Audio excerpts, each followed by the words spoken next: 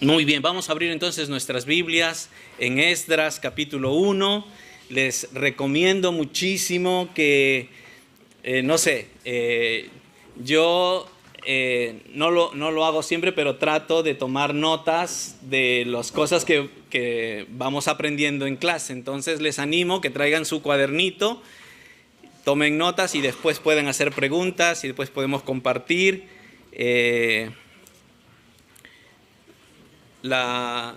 lo que vamos aprendiendo, ¿verdad? Pues bien, primera pregunta para ustedes. ¿Qué viene a vuestra mente cuando escuchan la palabra restauración? A ver, con toda confianza. Restauración. Renovación. Preparar. Reparar. Me gusta, sí. Volver al estado original que estaba una cosa. Ajá, excelente. ¿Quién necesita Google? Aquí con ustedes ya lo tenemos todo. Muy bien. Cuando pensamos en restauración, ¿saben? A mí lo que viene a mi mente, lo primero que se me viene a la mente es la historia de Pedro, que lo hemos visto ya algunas veces aquí en la iglesia. Piensa en Pedro de una persona que ha caminado con el Señor por 3 años y le ha prometido de todo al Señor. Sin embargo, en el momento de la prueba, cuando tenía que demostrar todo lo que había dicho, tiene un fracaso terrible. Lo niega 3 veces al Señor. Y ya podrán imaginar cómo se siente Pedro. Cómo se siente observado por sus amigos, Pedro, los discípulos. Cómo se siente delante de Dios. Sin embargo, el Señor Jesucristo va en su busca. ¿Recuerdan? Cuando estaba pescando. Y después de su fracaso de pesca, el Señor lo restaura delante de sus amigos, delante de sus compañeros. Y le da un nuevo ministerio que hacer. Lo que vamos a ver, hacer un poquito, tener esta historia en nuestra mente mientras hablamos de Esdras. Porque va un poquito por ahí lo que es la restauración. No de un individuo, como en el caso de Pedro, pero de un pueblo. ¿Okay? Cuando estudiemos Esdras o Nehemías, no pensemos que el personaje principal es Esdras o Nehemías. Por lo menos, obviamente son personajes principales, pero uno de los personajes principales, ¿saben quién es? Es el pueblo de Israel, el pueblo mismo. Y pensemos cómo el pueblo reacciona, qué hace, qué no hace, por qué. ¿Ok? Entonces, vamos a dar lectura a Esdras capítulo 1, versículo del 5 al 11. Dice así la palabra de Dios. Entonces se levantaron los jefes de las casas paternas de Judá y de Benjamín, y los sacerdotes y levitas, todos aquellos cuyo espíritu despertó Dios para subir a edificar la casa de Jehová, la cual está en Jerusalén.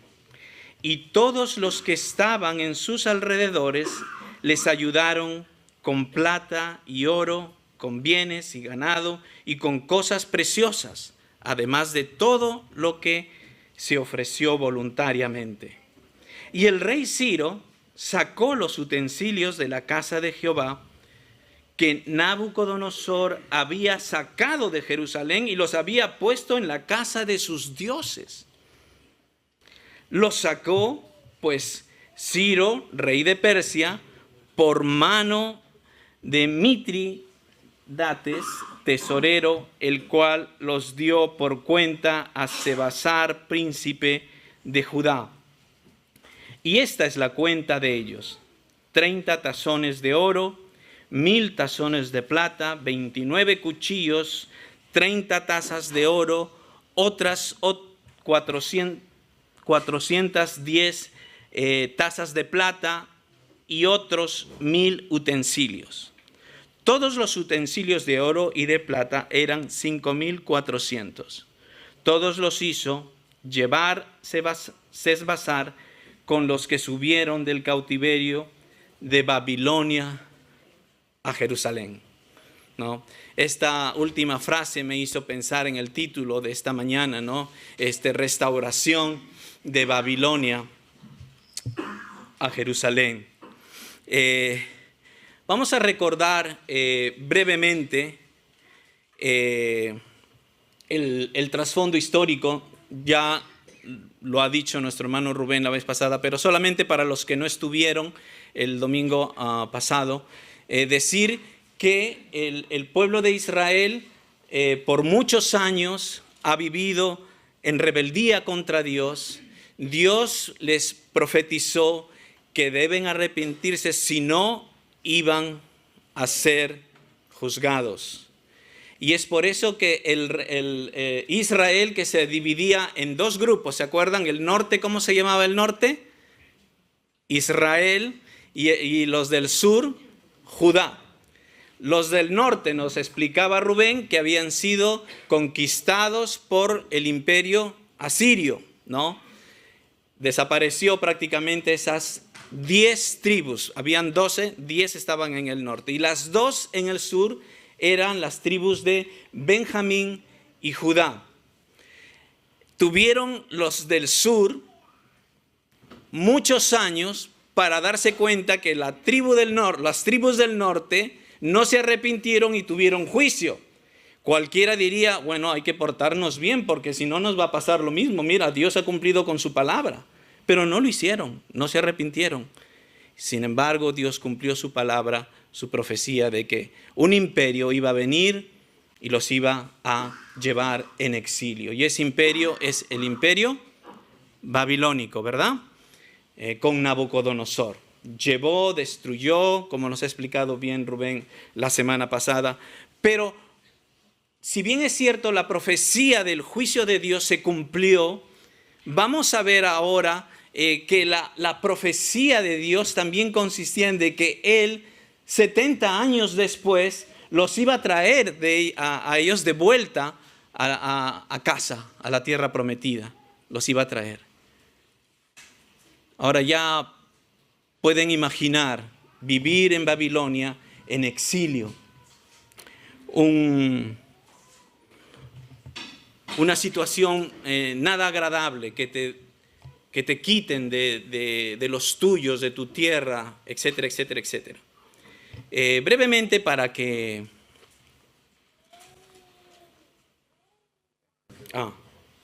pequeño detalle. Okay, sí, gracias. Entonces vemos en el versículo 1, vemos de que Dios va a cumplir su promesa trayendo de vuelta a los exiliados a Jerusalén. La semana pasada hemos visto cómo esa proclamación real, Dios habla a Ciro, rey de Persia, para que proclame el edicto de que todos tienen que volver y que su pueblo tienen que ayudarles a volver, proveyendo de todo lo necesario. En los versículos de 2 a 4 se habla la naturaleza de esa proclamación real, y lo que vamos a ver hoy es la respuesta a esa proclamación real. Es decir, que los primeros 4 versículos es el edicto proclamado, y en esta segunda parte del versículo 5 al 11 va a hablar de la ejecución, de la obediencia de ese edicto, ¿no? La realización de ese edicto. Vamos a ver, muy chiquito, siempre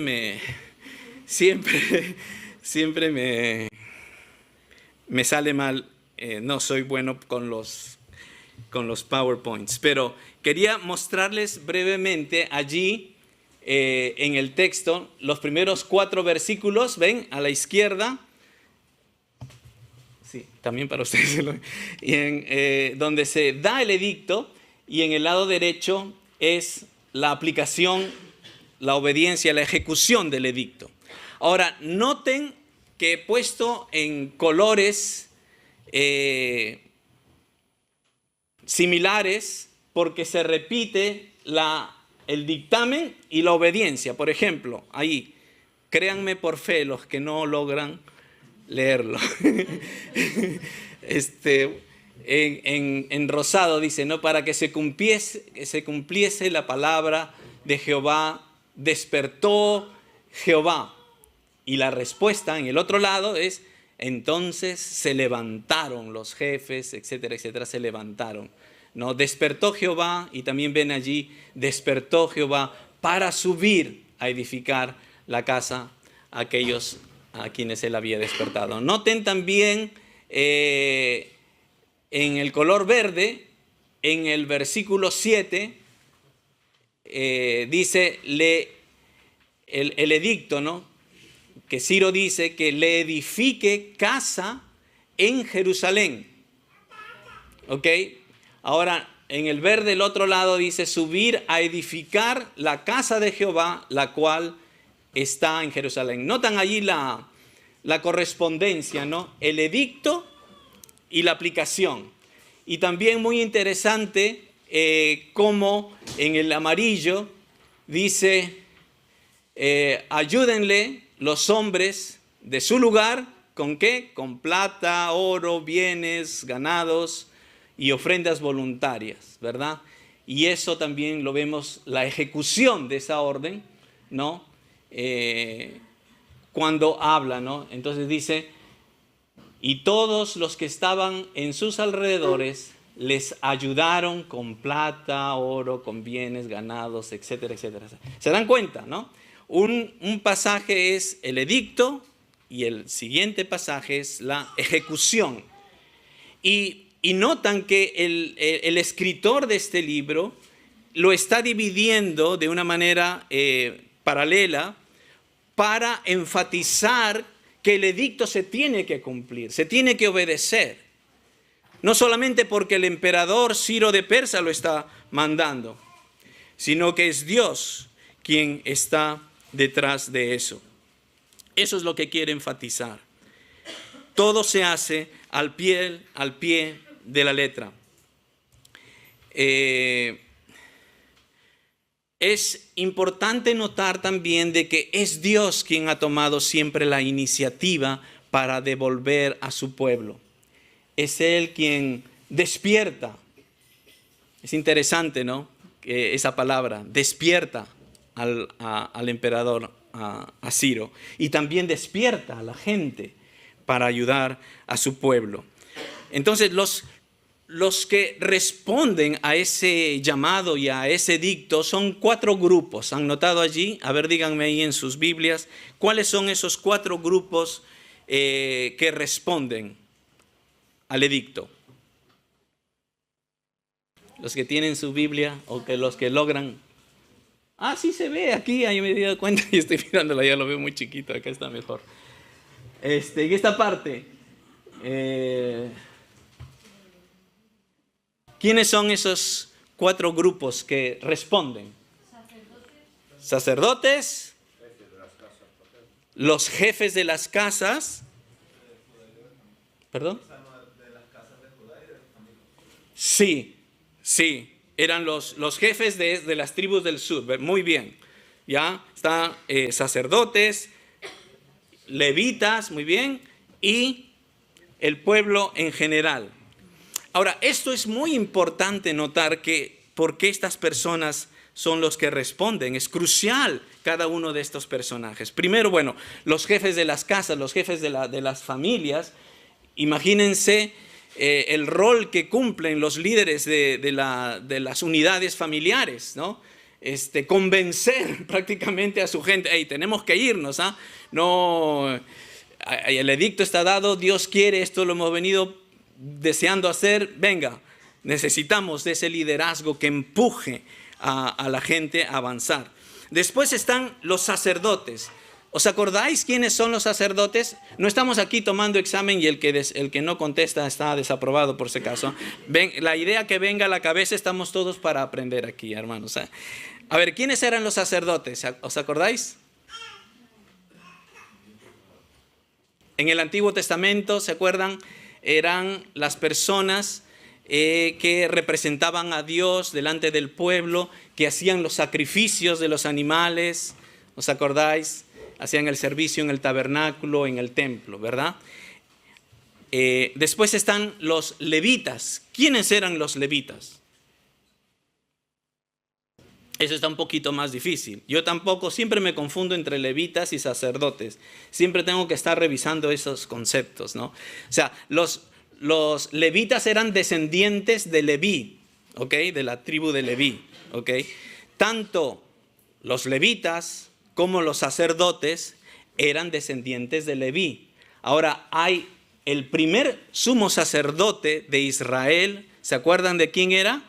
Aarón. Muy bien, Eduardo. Aarón.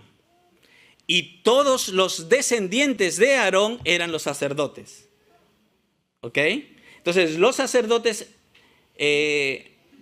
eran aquellos que hacían los sacrificios, como ya hemos dicho, los sacrificios que representaban al pueblo. Los levitas, a diferencia, no hacían el trabajo de los sacerdotes. Los levitas eran aquellos que ayudaban a los sacerdotes. ¿Me deja entender? Los levitas ayudaban a traer la leña, los sacrificios, pero los sacerdotes lo hacían. Los levitas eran aquellos que ayudaban a levantar el tabernáculo, montarlo y desmontarlo. ¿Ok? Cuán importante también son los levitas y los sacerdotes para volver a Jerusalén a levantar el templo de Jerusalén. ¿Se dan cuenta? Porque eran las personas escogidas por Dios para ayudar a restaurar esa relación que habían perdido con Dios. Y por último, el cuarto grupo que se identifica aquí habla ya el pueblo en general. Ahora, pueden imaginar, queridos hermanos, que volver, no recuerdo cuánto era, 3 meses de viaje. 3 y 4 meses de viaje, imagínense. ¿Ok? No era fácil. Y han vivido algunas décadas en Babilonia. ¿Ok? Te has hecho de amigos. Tus hijos se han hecho de amigos. ¿No? Su enamoradito, su enamoradita también. Ahora, se han hecho su casita y han puesto los mejores materiales en su casita. ¿Me dejo entender? Y ahora de repente viene un edicto que nos dice, venga todos, mudanza general. ¿Sería fácil para ti? Creo que algunos de ustedes han viajado de España a otros países de Europa y muchos latinoamericanos y de Europa del Este que estamos aquí, nos hemos mudado. Hace poco estaba hablando con la familia de Roberto y su hija. Me contaba que ella vino cuando era adolescente y dice que la pasé fatal, me dice, la pasé fatal. Pero bueno, poco a poco se fue. Pero entienden que no es fácil esa mudanza. En el papel uno lo puede ver, pero se tuvieron que ir y ya. No, pero no es así de fácil. Hay que convencerles, hay que animarles, hay que desafiarles, hay que empujarles, hay que convencerles. Y hay que hacer sacrificios, deshacerse de tus pertenencias y obedecer el edicto. Me encanta a mí la expresión subir, ¿no? Algunos comentaristas sugieren que allí en el versículo cuando dice, ¿no? Despertó Dios para subir a edificar la casa de Jehová. Esta palabra subir es la misma palabra que se utiliza para los judíos cuando tenían el templo, ¿no? Subir a Jerusalén. Ahora, ¿por qué dice subir a Jerusalén? Porque Jerusalén estaba un poquito en alto, ¿ok? Más o menos unos 700 metros sobre el nivel del mar, más o menos como Salamanca, ¿no? Hasta 700, ¿verdad? Tenían que subir. Y cuando subían a Jerusalén, cuando estaba allí construido el el templo en Jerusalén, todo el pueblo de Israel, de todas las tribus, subían a Jerusalén cantando, danzando, y llevaban ahí a sus hijos, iban a celebrar ya sea la Pascua o cualquier otra fiesta importante. ¿Se imaginan el gozo? El gozo. Y aquí pareciera que el autor de Esdras está diciendo, miren, el pueblo de Dios va a revivir lo que por tantos años no hemos tenido. Subir a Jerusalén, a alabar al Señor. ¡Wow! ¡Wow! ¡Qué tremendo! ¡Qué tremendo! Bueno, Dios no solamente da la orden, sino también toca corazones para hacer que la gente comience a proveer todo lo necesario para un viaje de 4 meses. Ya se imaginarán, ¿verdad? 4 meses. Y nota,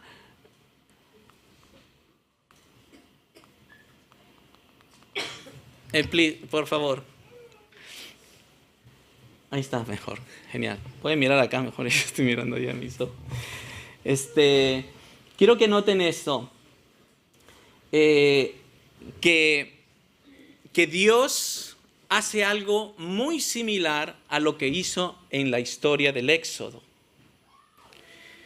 ¿Se acuerdan en la historia del Éxodo cuando Dios les dice pidan a sus vecinos alhajas, oro, ¿no? Miren lo que dice Éxodo. E hicieron los hijos de Israel conforme a los mandamientos de Moisés, pidiendo de los egipcios alhajas de plata y de oro y vestidos. Y Jehová dio gracia al pueblo delante de los egipcios y les dieron cuanto pedían. Así despojaron a Egipto. ¿Ok? También ovejas y muchísimo ganado. ¿Ok? Eso pasó en el Éxodo, cuando salieron liberados de Egipto, después de que Dios hizo juicio contra Faraón y Egipto, ¿no? Proveyó todo lo que su pueblo necesitaba para el Éxodo, para la salida, y los llevaba hacia la tierra prometida. ¿Ok? Y miren, vemos aquí una especie de nuevo Éxodo, ¿no? En el libro de Esdras. El retorno de los exiliados en Babilonia, como Egipto, salen liberados y van ¿a dónde? A la tierra prometida otra vez. ¿Se dan cuenta? Y sucede lo mismo. Y todos los que estaban en sus alrededores, ¿no? Los persas, les ayudaron con plata y oro, con bienes y ganado y con cosas preciosas, además de todo lo que se ofreció voluntariamente. Qué hermoso, ¿no? La provisión de Dios. Dios provee, Dios capacita cuando Él ordena. No nos deja solos. Pero otra cosa curiosa, estamos pensando, ¿no? De que el retorno del exilio, el autor parece hacernos recordar lo que pasó en el Éxodo. Noten ese paralelo, ¿ok? Ese paralelo. Noten. Ya, gracias. Pero ahora, el propósito de Dios era solamente que vayan y vuelvan a vivir en la ciudad, construyan una nueva infraestructura con buses, con trenes y con todo, y que demuestren que son. Para eso los estaba volviendo a que tomen sus nuevos trabajos, sus profesiones. Ese era el propósito de hacerlos retornar. Miren lo que dice la Escritura. Igual que en el Éxodo, igual con el Éxodo, cuando Moisés fueron a hablar con Faraón, dice: después Moisés y Aarón entraron en la presencia de Faraón y le dijeron: Jehová, el Dios de Israel, dice así: deja ir a mi pueblo, ¿a qué? A celebrarme fiesta en el desierto. El propósito primario que Dios demandaba de su pueblo no era que solamente salgan de la esclavitud política,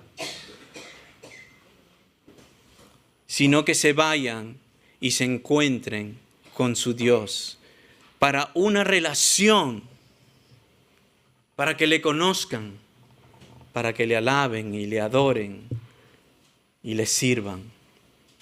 ¿Se dan cuenta? Y es exactamente lo mismo lo que aquí en el libro de Esdras estamos viendo, ¿no? Cuando dice, así ha dicho Ciro, rey de Persia, Jehová, el Dios de los cielos, me ha dado todos los reinos de la tierra. Eso me gusta. Todos los reinos de la tierra me ha dado Dios.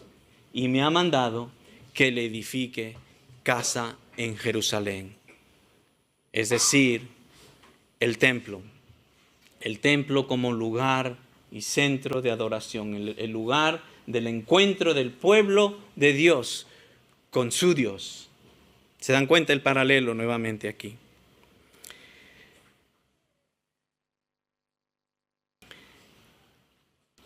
Ahora el versículo 7 habla algo que debemos tener en consideración. Vamos a leerlo nuevamente, ¿vale? El tiempo, avanzamos rápido. Y el rey Ciro sacó los utensilios de la casa de Jehová que Nabucodonosor había sacado de Jerusalén y los había puesto en la casa de sus dioses. O sea, eso es lo que había hecho Nabucodonosor, rey de Babilonia.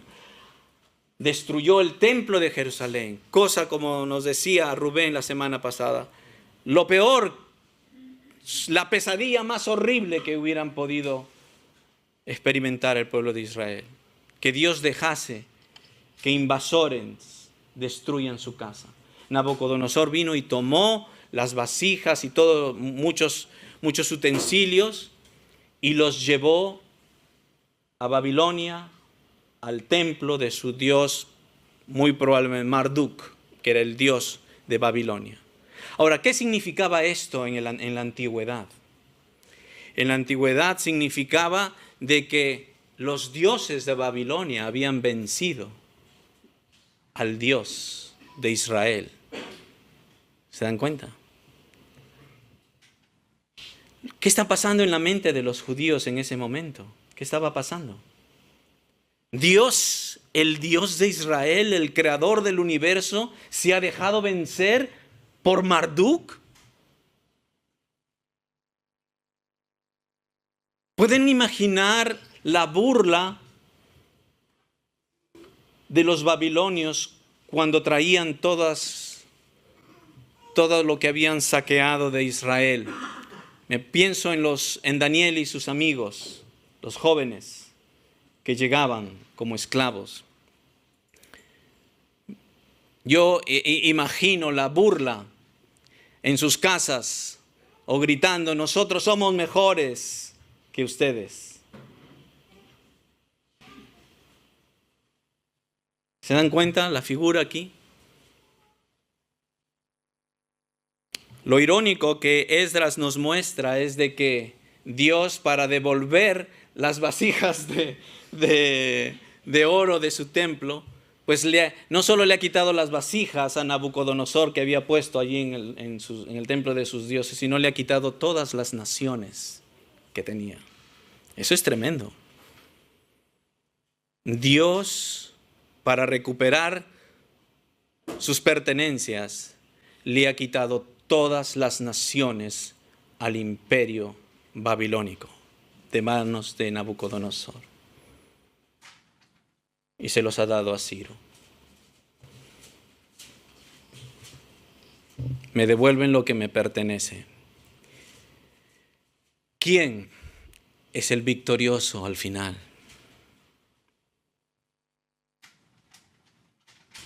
Es Dios.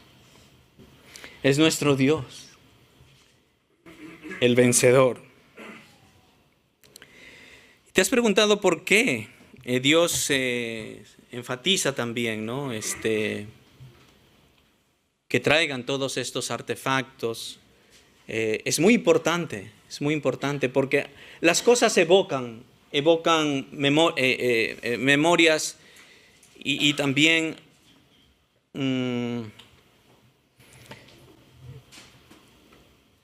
pueden imaginar a los que volvían, ¿no?, con esas cosas a construir el templo. Mira, aquí están las cosas que usaban los sacerdotes y levitas. Con estos cuchillos mataban los sacrificios. Con estas vasijas la gente se lavaba las manos. Todos estos platos evocaban lo que era original. Y Dios se encarga de levantar también a sacerdotes y levitas para que todo el pueblo diga, aquí están nuestros líderes. Aquí empieza de nuevo. Dios nos está restaurando. Dios nos está restaurando. Está reparando lo que nosotros rompimos con nuestra desobediencia. Cuán significativo. No son por el valor de oro, simplemente por eso. Es por el valor espiritual, emocional, moral. Dios está restaurando. Ahora, el tema de la restauración, queridos hermanos, es muy importante en la Biblia. Permítanme hacer un pequeño viaje en las Escrituras en cuanto al exilio, a esta imagen o figura del exilio. Hemos visto que en cierto modo el éxodo es parecido al exilio, ¿verdad? Dios ha juzgado a Faraón y ha liberado a su pueblo, ¿cierto? Después, en el libro de Esdras, donde estamos estudiando ahora, ¿verdad? En el segundo, el retorno. En el retorno del exilio, Dios nuevamente ha juzgado a Nabucodonosor y cualquier emperador que le siguió, ha juzgado a sus enemigos y también ha libertado a su pueblo. ¿Cierto? ¿Ven el paralelo, hermanos? ¿Ven el paralelo? Pero también hay un lugar que no debemos dejar de pasar por alto. Hay otro lugar donde Dios también juzgó a nuestros enemigos, a Satanás, al pecado y a la muerte. Y también lo hizo para liberarnos de la condenación. Y ese lugar es la cruz del Calvario.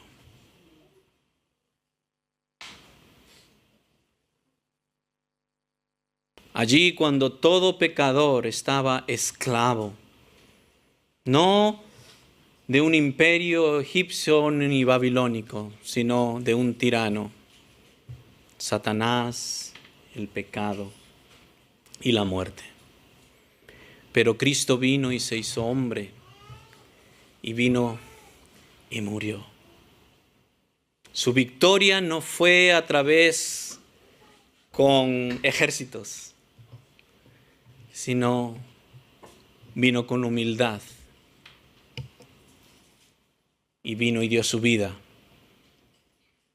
en la cruz para darnos la libertad. Su muerte nos dio la vida. Pero ¿saben qué? La Biblia también dice algo más. ¿Saben lo que dice la Biblia? De que nosotros los cristianos, los que hemos creído en Jesucristo, somos también exiliados. Dice la Biblia que tú y yo, los creyentes en Jesucristo, somos exiliados. Qué interesante, porque no somos de este mundo. Y estamos anhelando la venida de un rey que viene ya a derrotar completamente para siempre a Satanás, la muerte y el pecado. Y nosotros como exiliados, no en Egipto, ni tampoco en Babilonia, sino en este mundo, anhelamos nuestro retorno a casa. ¿Y dónde está casa? ¿Dónde está la casa? En la Nueva Jerusalén. ¿Anhelamos ese día, hermanos? Anhelamos. Sufrimos aquí, ciertamente. Sufrimos. No es fácil. No es fácil la vida aquí. Pero anhelamos que el Señor viene, que el Señor vuelve. Quiero terminar con una ilustración que ven allí, que Ana en una oportunidad nos contó de una manera muy, muy bonita acerca, no sé cómo se pronuncia, no sé ni siquiera, que es japonés, ¿verdad? ¿Cómo? Kintsugi. Gi. Madre mía. Yeah. No entender japonés. El arte kintsugi. Como Ana nos explicó hace mucho tiempo, es una vasija rota que los japoneses la restauran, ¿verdad? La restauran con oro y pueden ver aquí una maravilla, ¿cierto? Una maravilla. Por lo general los vemos en los museos y están allí como un objeto como un ornamento, ¿verdad? Para admirar. La otra figura al lado es el mismo arte, pero me gusta mucho porque está siendo utilizado. Notan ahí eso, ¿no? Está ahí con la tetera, los vasitos y ahí el plato roto, pero que está sirviendo como plato.